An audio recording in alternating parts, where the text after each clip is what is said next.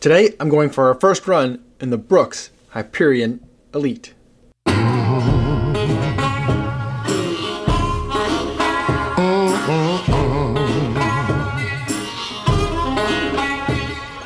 dust settles and the fight is done. I don't know or care who has won. I just know I'm tired of you being tired of me. Not just a battle, but an all-out war.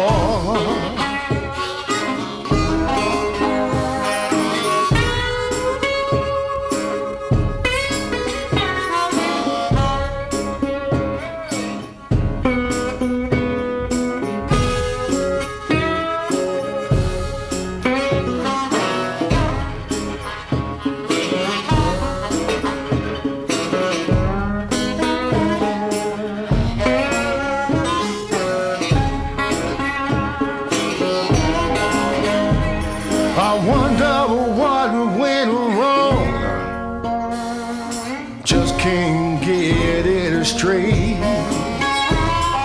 Somewhere down the line, somewhere we got derailed. Just know I'm tired of you being tired of me. But I'm so tired of you being tired of me. Just know I'm tired of you being tired of me.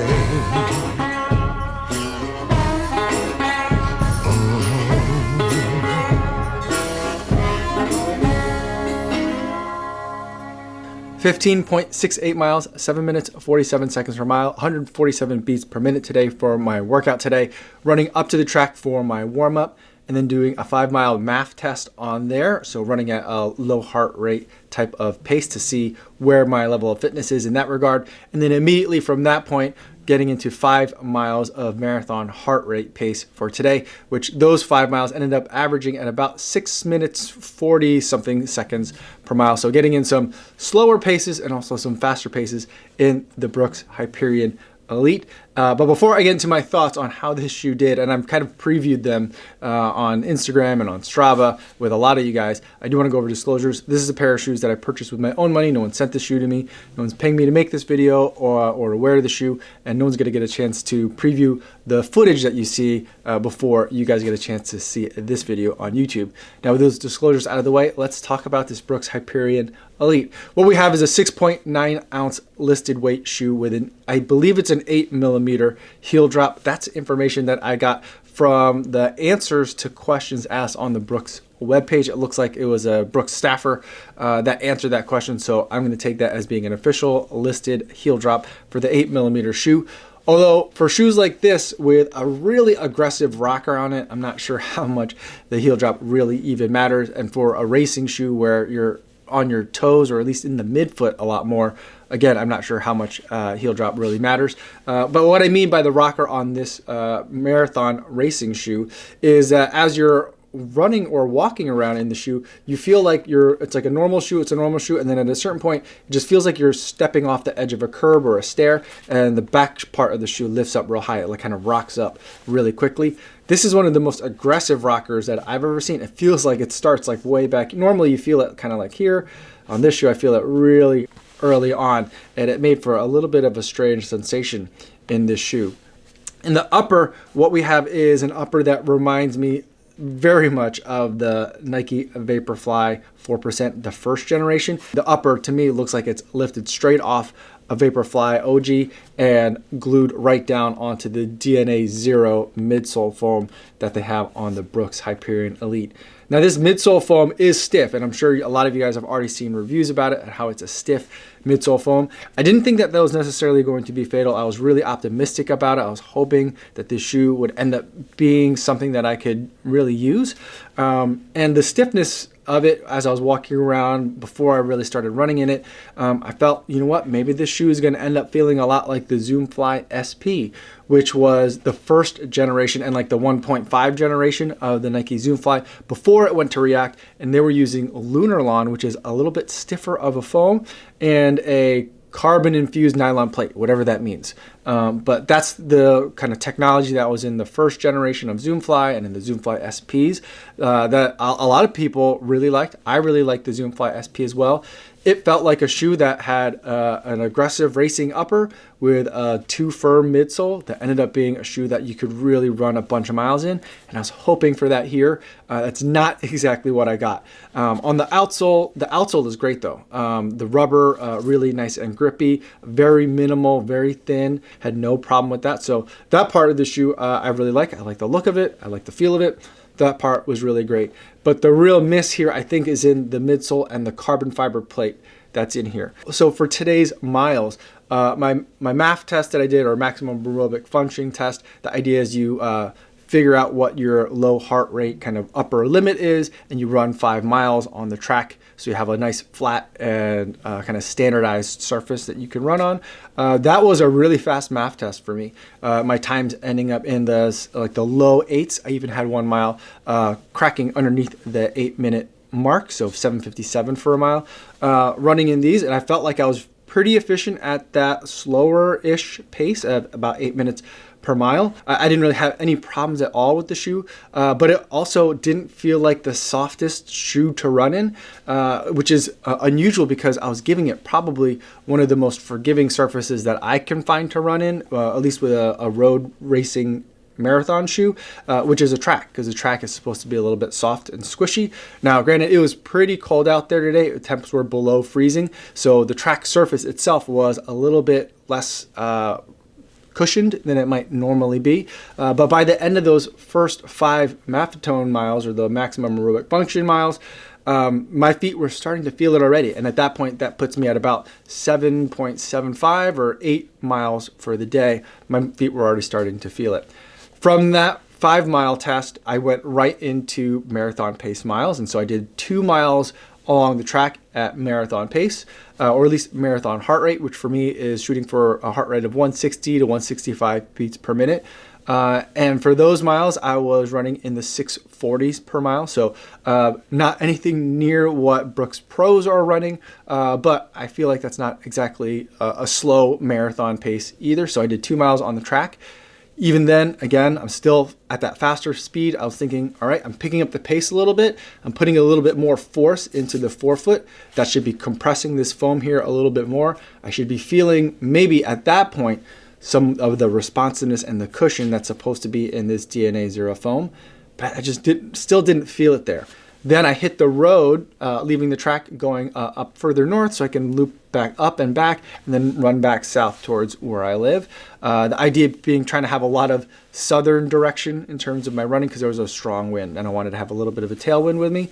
I did find that on the road, I liked it more than I liked it on the track, at least at my marathon speeds, which was a little bit unusual. But I think, again, what that is the extra firmness from the ground underfoot was compressing this really stiff DNA loft midsole. And so I think part of, at least the thinking, I'm trying to give Brooks the benefit of doubt here. I think part of the thinking is for marathoners that are at the pro level, they're moving much faster. The amount of force that is getting pushed into the ground with each of their strides is much greater. And so they want to have something that's really stiff, or what feels like it's stiff at slower speeds or at like normal person speeds. But for pros, it's just the right level of softness so that they could keep going for the entire marathon. But what that ended up feeling like for me is that I felt like I didn't sense the carbon fiber plate in here.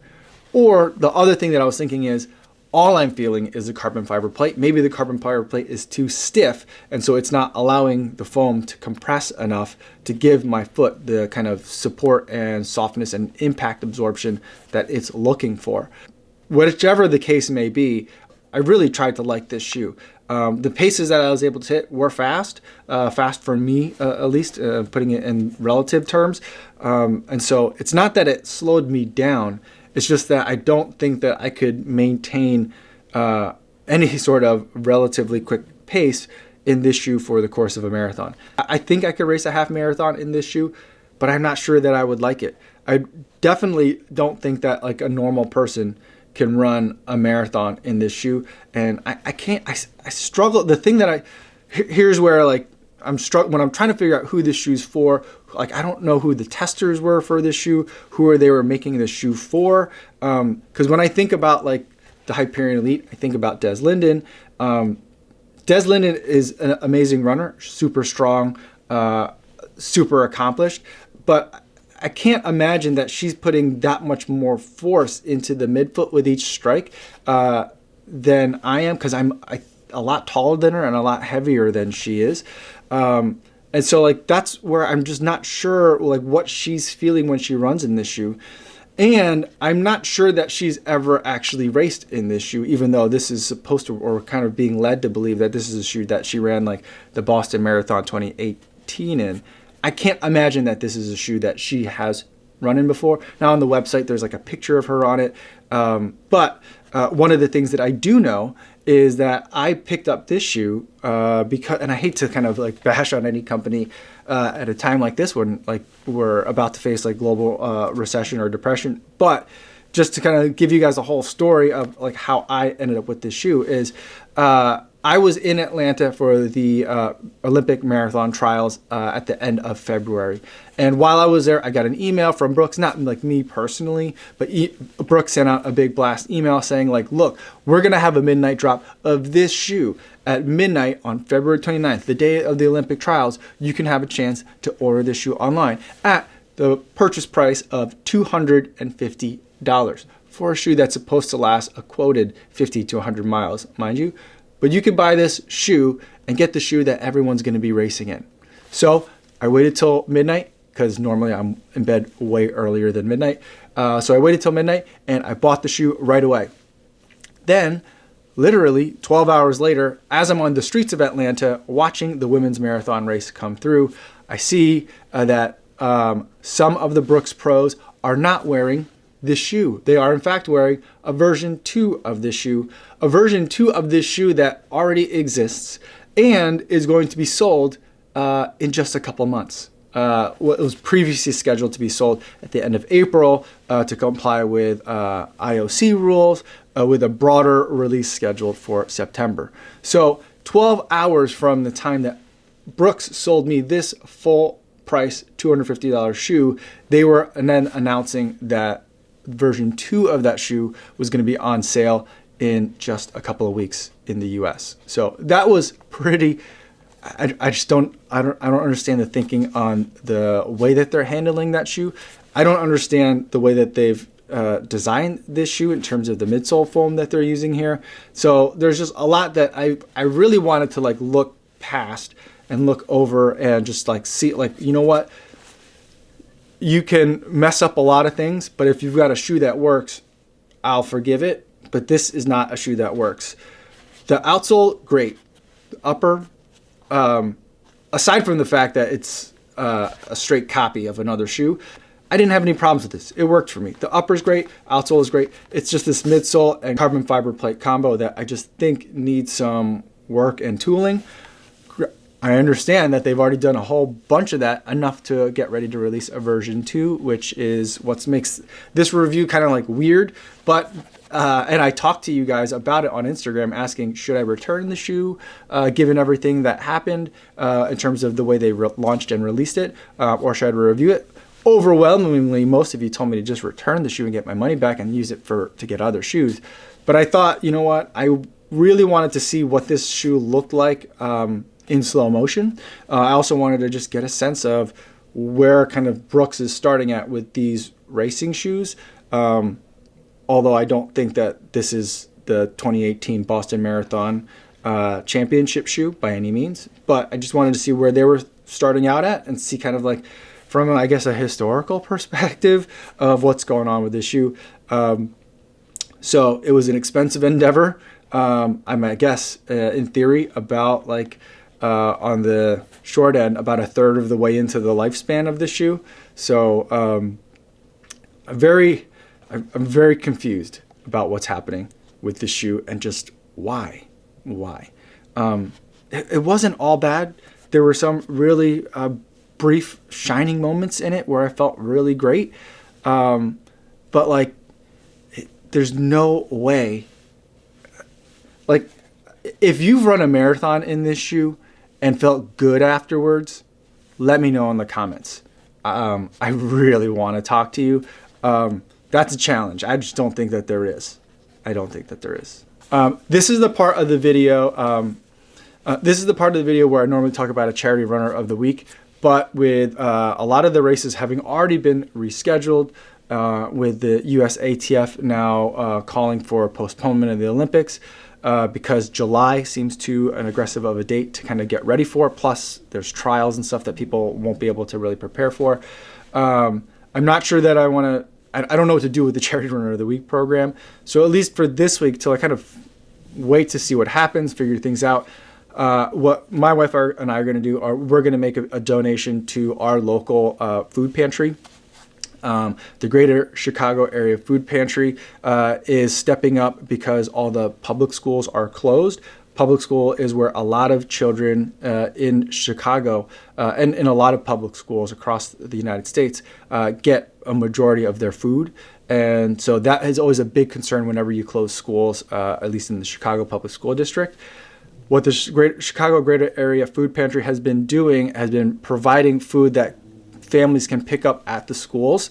At least I think they're still doing that. I'm not sure with all the recent lockdown and everything else that's happening, if that's still happening. But the idea was you could go and get 3 days worth of food, courtesy of that food pantry, so that people could still have stuff to eat. So we're going to make a donation. We already do donate to them, but a very small amount. We're going to make a bigger donation to them this week.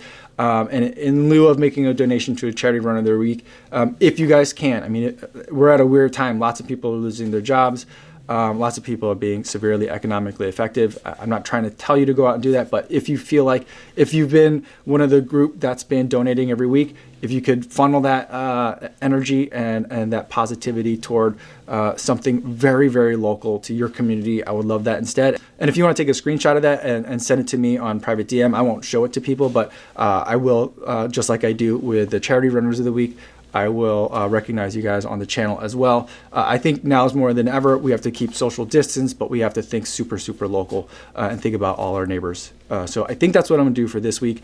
We'll make it up some other time once the races kind of like we figure out what's going on with the races. But I think that's what I'm gonna do with the Charity Runner of the Week for this week. So that's all I have for today. Thank you guys so much for making it all the way to the end of the video, and I hope you guys are staying safe and staying sane out there. And I will see you guys tomorrow. Yo, what's going on?